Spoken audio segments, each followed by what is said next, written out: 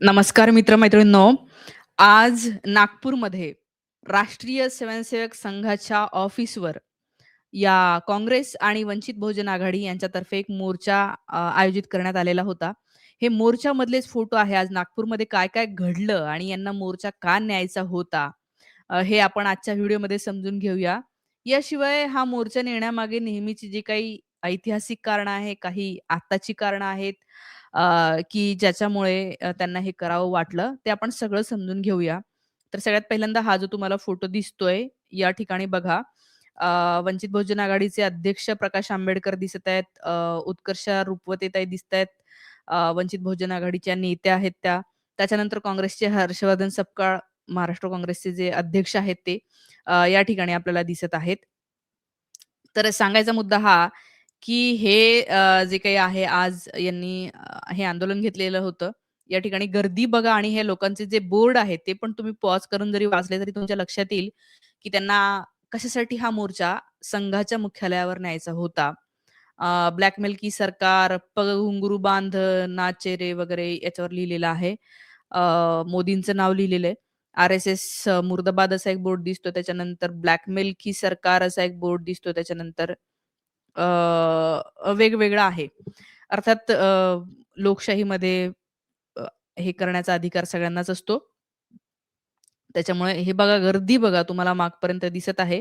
हा मोर्चा आणि हे कशासाठी केलं त्यांनी, हे आपण हर्षवर्धन सपकाळ यांच्या Facebook पेजला जर आपण गेलो तर आपल्याला लक्षात येईल, की त्यांनी का केलेलं आहे ते. मी तुम्हाला तिथेच नेऊन दाखवते. आज कशासाठी हे चाललेलं होतं. हं.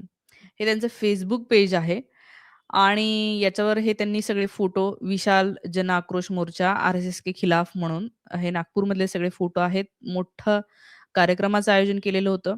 या ठिकाणी संविधानाची म्हणजे संविधान चौक जिथे आहे तिथे ते गेलेले होते. या ठिकाणी डॉक्टर बाबासाहेब आंबेडकर यांच्या फोटोला पण त्यांनी अभिवादन केलेलं आहे सगळ्यांनी मिळून. त्या ठिकाणी फोटो काढला आणि तिथून या सगळ्यांना मिळून आर-एस-एसचं जे हे आहे रेशीम बागेमधलं ऑफिस आहे, या ठिकाणी खरं तर जायचं होतं. आपण 1 मिनिट परत गेलोय. हर्षवर्धन सपकाळ पेज हां. तर या ठिकाणी हे बघा, वेगवेगळ्या न्यूजला ज्या बातम्या आलेल्या आहेत, त्या पण तुम्हाला इथे दिसत असेल पेजवर. आणि हे काय म्हणाले, तर बघूया फोटो पहिल्यांदा दाखवते. हर्षवर्धन सपकाळांनी आज खूप साऱ्या पोस्ट केलेल्या आहेत. त्या पोस्ट पहिले दिसत आहे. यांनी का मोर्चा नेला याचं कारण जे दिलेलं आहे, त्याच्यामध्ये ते म्हणतात हे बघा, हे इथे खूप मोठं लिहिलंय त्यांनी. एप्स्टीन फाईलमध्ये पंतप्रधानांचं नाव येणं. त्याच्यानंतर याच्यामुळे अत्यंत गंभीर संस्कृतीचा ढोल पिटणाऱ्या राष्ट्रीय स्वयंसेवक संघाने मोदींचा राजीनामा घ्यावा. कारण तुम्हाला माहिती आहे, की संघातर्फे आता तर बऱ्याच ठिकाणी विराट हिंदू संमेलनं घेण्यात येत आहेत. त्या ठिकाणी भारतीय संस्कृती, तिची महानता हे सांगण्यात येतं. अर्थात भारतीय संस्कृतीला तोड नाहीये. सत्यासाठी लढणारे भगतसिंग, सुखदेव, राजगुरू आजच्या दिवशी हसत-हसत फासावर गेले. ही भारताची संस्कृती आहे. सत्यमेव जयते हा भारताचा नारा आहे सत्यासाठी. त्याच्यानंतर मॉरॅलिटीवर भारताचं काहीतरी स्टँड आहे. गौतम बुद्धांचे विचार हे भारताची संस्कृती आहे. आणि अशा प्रकारे भारतीय संस्कृती जेव्हा आपण दुसऱ्यांना सांगतो, बाहेरच्या देशात गेल्यावर बुद्धांचं नाव घेतो आणि दुसरीकडे जेव्हा नरेंद्र मोदी यांचं एप्स्टीन फाईलमध्ये नाव आलेलं आहे. अर्थात त्यांचे कुठल्याही प्रकारचे फोटो-बिटो आलेले नाही, पण नाव आलंय आणि यांचं असं म्हणणं आहे, की मग तुम्ही त्यांचा राजीनामा घ्यायला पाहिजे मोदींचा. ठीक आहे. मग यांनी हे जे काही लिहिलंय ना, तुम्ही एकदा पॉज करून वाचा. खरं तर मी तुम्हाला हे वाचायसाठी तिथे ठेवलेलं आहे. तर यांचं म्हणणं काय आहे, की या मोर्चाच्या माध्यमातून आम्ही देशाचे संविधान आणि तिरंगा झेंडा राष्ट्रीय स्वयंसेवक संघाला देणार होतो. पण संघचालक मोहन भागवत हे संविधानाला घाबरून दिल्लीला निघून गेले. पंतप्रधान मोदींनी संघाच्या कार्यालयाला भेट दिली असताना त्यांनी निवृत्ती घ्यावी असे बौद्धिक त्यांना त्यांना देण्यात आले होते. मात्र मोदींनी ते मानलं नाही. मोदी संघाला घाबरत नाहीत, ते सैराट झाले आहेत. संघात नैतिकता राहिली नाही, हे यातून दिसत आहे. भाजप व संघाला देशातून संविधान संपवून बंच ऑफ थॉटला लादायचे आहे. संघ व भाजपाला संविधान मान्य नाही. सर्व यंत्रणा सरकारने खिशात घातल्या आहेत. भाजप व संघाला मनुवादी हुकुमशाही व्यवस्था आणायची आहे. हा देश अदानी अंबानीच्या हाती द्यायचा डाव आहे, असं याच्यामध्ये म्हणतायत. आणि या सगळ्या गोष्टींसाठी हे जे काही यांचा मोर्चा या ठिकाणी गेलेला होता, हे सगळे मी फोटो आता तुम्हाला दाखवले. तर झालं काय? खरं तर मला असं वाटतं, की जेव्हा मोर्चा नेला अ, तर संघाचे जे प्रमुख आहेत मोहन भागवत यांना माहिती होतं. 8 दिवसापासून इथे संघाच्या याच्यावर हे येणार आहे हे माहिती होतं. तर हे काय अहिंसक लोक आहेत, गांधीजींना मानणारे लोक आहेत, लोकशाहीला मानणारे लोक आहेत. ते लोकशाही मार्गानेच सगळेजण एकत्र येऊन त्या ठिकाणी चालले होते. पण मोहन भागवत यांनी तिथे थांबायला पाहिजे होतं. संविधानाला आपण मानतो, बाबासाहेब आंबेडकरांना आपण मानतो हे आणि त्यांचे काय प्रश्न आहेत, काय संस्कृती, काय एप्स्टीन काय म्हणतायत ते समजून घ्यायला पाहिजे होतं, उत्तरं द्यायला पाहिजे होती. कारण आज तुम्ही बघा आपल्या टॅक्सच्या पैशातून आर-एस-एसच्या या देशभरामधल्या अनेक अ, कार्यालयावर पोलिसांचा पहारा आहे. पोलिसांची नेमणूक आहे त्या ठिकाणी. म्हणजे असं काय आहे, ते काय सरकारी ऑफिस आहे का? की त्या ठिकाणी पोलिसांचा पहारा असायला? नागपूरमध्ये तर भला मोठा पोलिसांचा पहारा असतो. म्हणजे कशामुळे आहे त्यांना पोलिसांचा पहारा? ते काही सरकारी एजन्सी आहे का?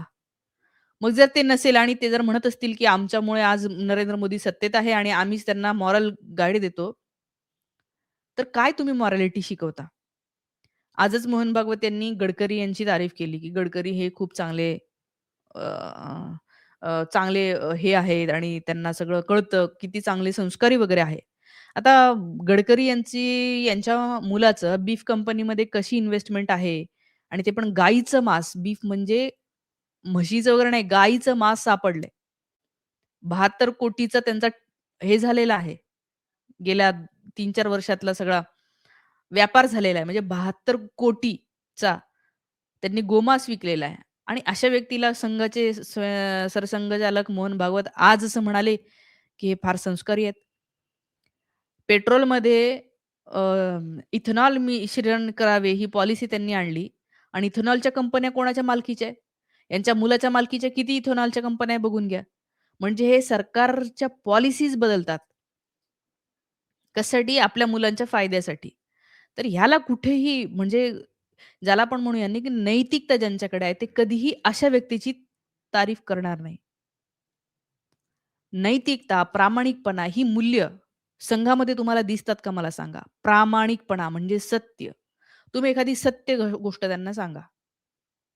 जसं त्यांचं सत्य मी तुम्हाला सांगते, जे की नेहमीच मी सांगते.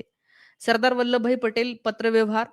हे बघा, हे पुस्तक माझ्याकडे आहे. खंड 2 याचे हे बघ जाड-जुड असे 2 खंड आहेत. याच्यामध्ये सरदार वल्लभभाई पटेल यांना आलेली पत्र आहेत. अनेक पत्र आहेत. हं. त्या पत्रापैकी एक पत्र वाचूया. संघाविषयी काय म्हटलेलं आहे बघा. हे बघा. राष्ट्रीय स्वयंसेवक संघ को अपने अन्य पापों और अपराधों के लिए जवाब देना होगा. कुठले पाप आहे आणि कुठले अपराध आहे, की ज्याच्यासाठी जबाब द्यायला पाहिजे असं ते म्हणतायत. या संघावर सरदार वल्लभभाई पटेल यांनी बंदी आणली होती. का आणली होती? तर त्याचंही एक कारण देते तुम्हाला आणि याच ठिकाणी राजेंद्र प्रसाद यांनी पत्र लिहून सरदार पटेल यांना सांगितलं होतं, संघाची लोकं काही काय करतायत. राजेंद्र प्रसाद बघा काय म्हणतायत, इथे हायलाइट केलेलं आहे. राष्ट्रीय स्वयंसेवक संघ की उनके पास अनेक ऐसे लोग हैं, जो मुसलमान की पोशाक पहनते हैं और मुसलमान जैसे दिखते हैं। यह लोग हिंदुओं पर जाकर आक्रमण करते हैं, उनके मोहल्ले में गड़बड़ पैदा करेंगे और इस प्रकार हिंदुओं को उभाड़ेंगे। उसी प्रकार उसके पास कुछ हिंदू लोग होंगे जो मुसलमानों पर आक्रमण करेंगे और मुसलमानों को भड़काएंगे। हिंदू और मुसलमानों के बीच इस प्रकार उपद्रव पैदा करने का परिणाम होगा भयंकर कौमी आग. का केलं असं? का करतात हे? तर थोडक्यात संविधान मान्य नाहीये. ती जी हायरार्की होती ब्राह्मण, क्षत्रिय, वैश्य, शूद्र ही हायरार्की संविधान आल्याच्या नंतर गेली. आपण सगळेजण एक झालो. एका ब्राह्मण जातीतला मुलगा भारी आहे. ब्राह्मण जातीत कुणी जन्माला आलं तरी त्यांचे पाया पडायला पाहिजे, त्यांचा आदरच करायला पाहिजे. हे जे आधीचं होतं, ते संविधान आल्याच्या नंतर गेलं. संविधान म्हणतं, "नाही, नाही, कोणीही मोठं नाही आणि कोणी छोटं नाही आहे. व्यक्ती म्हणून बघा, चूक केली तर चूक म्हणा. या जातीत जन्माला आला म्हणून जे भारी आहे असं नका समजू." हे संविधानाने दिलं. पण लोकांच्या मनातून ते अजूनही गेलेलं नाही. अजूनही खूप आहेत, काही लोकं आहेत. अर्थात संविधानाची देण, की बरेच लोकं विचारांनी सुधारले. काही लोकं आहेत, की ज्यांना असं वाटतं, "नाही, नाही, यांचा जन्म किंवा आमचा जन्म या जातीत झाला. आम्हाला तुम्ही आदर करा, आमचा आदर करा. आम्ही आमच्या जातीतले लोकं कितीही वाईट वागले तरी तुम्ही त्यांचे पाया पडा आणि असे कितीतरी दाखले देता येतील जे लिहिलेलं आहे. आणि म्हणजे संघाचं त्यांच्या बंच ऑफ थॉट्समध्ये लिहिलेलं आहे. ऑर्गनायझरमध्ये तुम्ही ऑर्गनायझरचा अंक बघा, संविधान लागू झालं त्याच्या दुसऱ्या दिवशीचा. संविधान आलं तर दुसऱ्या दिवशी डॉक्टर बाबासाहेब आंबेडकरांना त्यांनी अ, हे म्हटलेलं आहे, की बाबा यांना काही कळत नाही. हे मनू इतके मोठे नाहीये. मनूसोबत तुलना नका करू. आपल्याकडे मनुस्मृती असताना कशाला संविधान?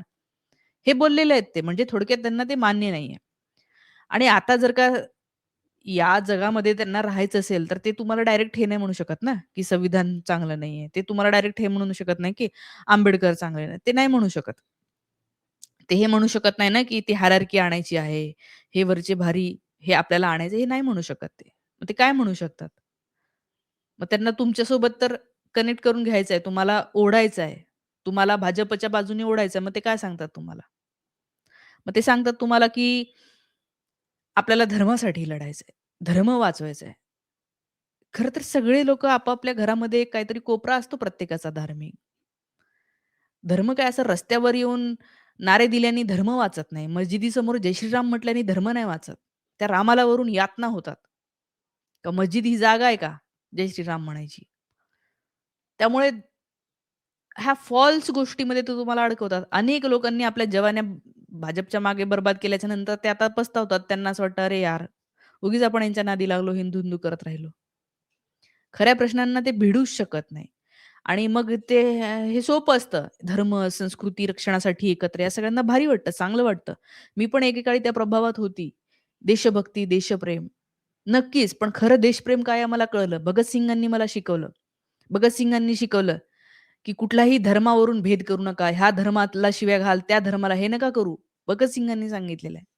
त्यामुळे खरी देशभक्ती काय आहे ही कळते. आणि संघ जे आहे ते आज त्यांचा दाखवायचा चेहरा खूप चांगला आहे. मी काय म्हणते कुणालाही कधीच वाईट वाटत नाही. देशभक्तीपर गीतं होतात आणि तो तसा असला पाहिजे. चांगला असला चेहरा जसा आहे तसेच ते आतूनही असले पाहिजे. पण तसं दिसत नाही ना. आज सत्तेत आल्याच्या नंतर 10 वर्षात त्यांनी काय केलंय? रिक्रुटमेंट्स बघा तुम्ही. होतात का रिक्रुटमेंट्स आरक्षणाच्या ह्याच्यात? ओपन कॅटेगरीमध्ये असलेल्या मॅक्सिमम जागा भरल्या जातात.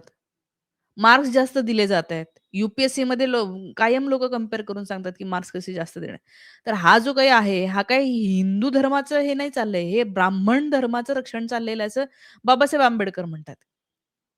ब्राह्मणी धर्म आहे तो आणि ब्राह्मणी धर्माला हिंदू धर्म नका मानू. हिंदू धर्म हा खूप व्यापक आहे. बळीराजा आहे त्याच्यामध्ये आपला खंडोबा आहे, ज्योतिबा आहे, हे सगळे आपले ग्रामदैवत आहे. हे खरं आपलं असणं आहे, हे खरं आपलं अस्तित्व आहे. पण याच्याविषयी न बोलता एक काहीतरी वेगळ्या गोष्टीवर बोलणं सुरू राहतं. अर्थात या मोर्चाच्या निमित्ताने मी हे बोलत आहे, परंतु हे आज सरदार वल्लभभाई पटेल असते तरी त्यांनी हेच बोलले असते. महात्मा गांधी यांच्यावर गोळी झाडली तेव्हा जर का भगतसिंग असते, तर ते याच्यापेक्षाही जहाल बोलले असते. आणि म्हणून मला असं वाटतं, की आजचा जो काही मोर्चा होता, अर्थात डेमोक्रॅटिक पद्धतीने प्रत्येकाने मी तर म्हणते सुधरावं. या देशाला पुढे नेण्यासाठी सगळ्यांनी समोर यावं आणि आपले कुठलेही छुपे अजेंडे ठेवू नये. या सगळ्या गोष्टींबद्दलच्या तुमच्या प्रतिक्रिया मित्र-मैत्रिणींनो कमेंट करून मला नक्की सांगा. ह्या मोर्चामध्ये तुम्ही गेले होते का? नागपूरला तुम्ही होते का? काय वाटतं तुम्हाला? कळवा. धन्यवाद.